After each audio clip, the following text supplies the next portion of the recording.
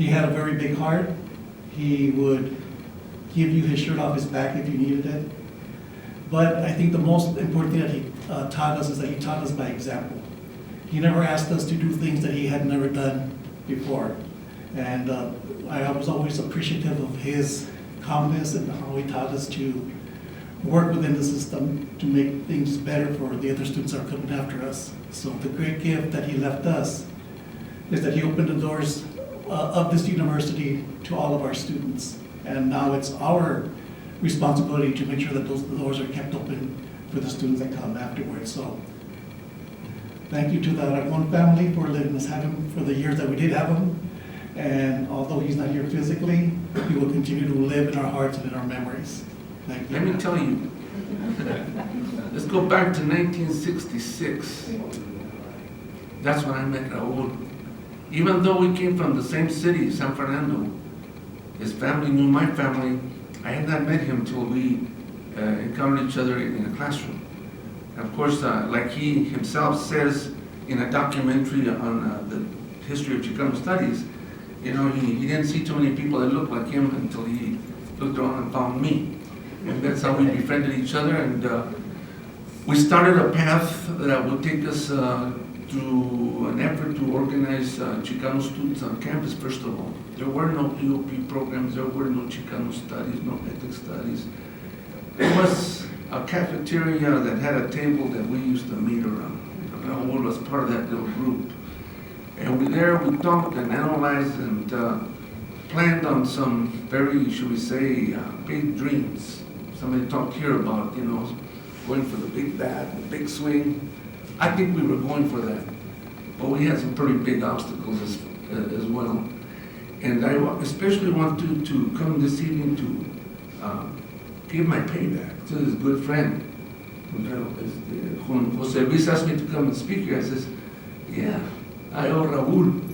I owe Raul for that mentoring that he gave another fellow student. The mentoring that someone like me that had all the doubts in the world about coming to this big campus with 18,000 students, you know. And we don't know faculty, we don't know our way around. We're the first ones. In my case, no one has gone to the university from my family or from my neighborhood. But he was there to back me up.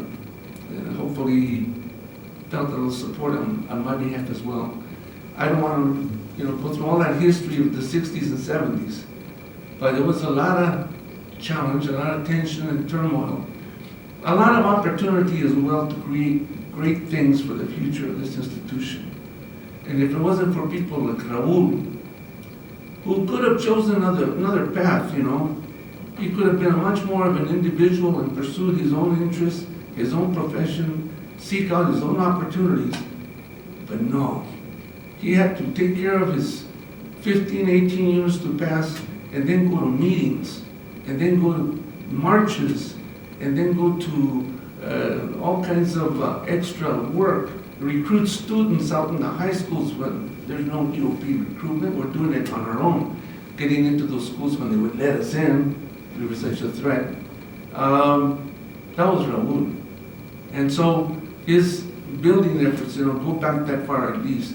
And as someone else said about his person and what he brought to our group and our organization, our meetings, it was a calm, but it was a type of calm that had us thinking seriously about what the implications were of the strategies that we were going to take on to change this institution. And we needed that voice of Raul Aragon.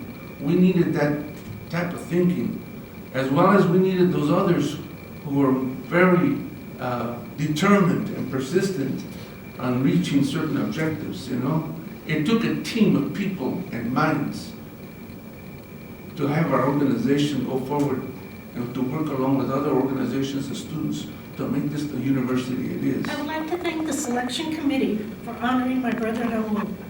Tomorrow, December 8th, is the 6-year anniversary of his passing. Raul was instrumental in helping establish the EOP program here at CSUN. I myself was just a young teenager, when a group of professors and students held meetings at my parents' house, stressing the needs for the EOP program. It is an honor to be here tonight to celebrate my brother's dedicated work for the students of CSUN. Raul felt a great need to give back to the community, and in Raul's case, that community were the students of CSUN. He wanted to afford other students the same opportunities he had. He always made himself available to students, whether it was filling out applications, tutoring them academically, and most importantly, listening to their needs. Listening to students and their problems and helping them resolve their problems was his greatest attribute. On behalf of our family, I would like to thank you again for this great honor in remembering my brother Raul.